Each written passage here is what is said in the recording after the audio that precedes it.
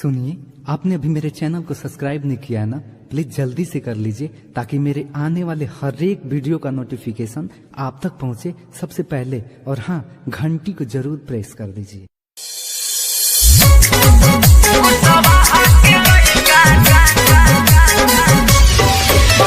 Music by जानू राधे।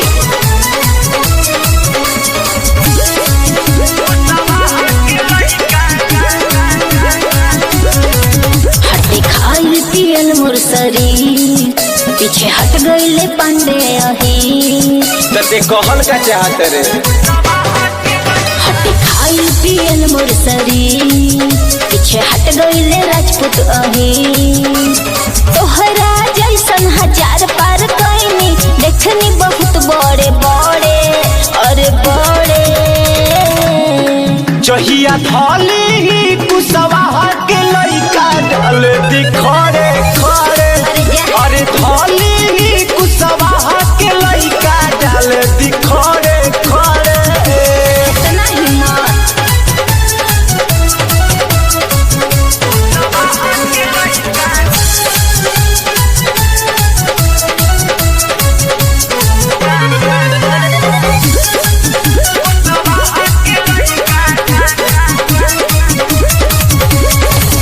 बढ़ चढ़ के बोलबा तो हर गर्मी दे हब झारी। राख जात के जवानी ना तो लुट जाई अलमारी।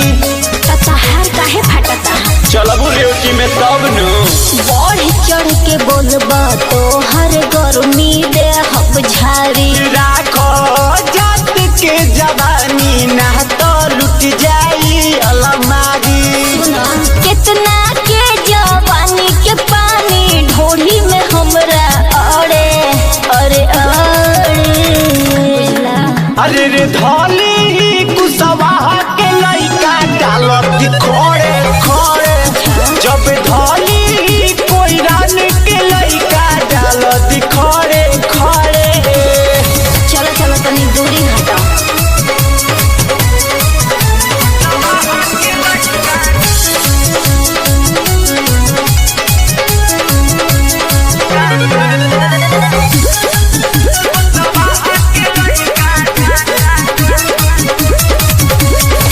घूमे घूमे खैनी कितना जिला जवर के। फिर में पड़ल नहीं खुशबू तू नारद ह कहदार के।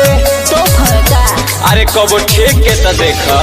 सुना घूमे घूमे खैनी कितना जिला जवर के। फिर में पड़ल नहीं खुशबू तू नारद ह कहदार के।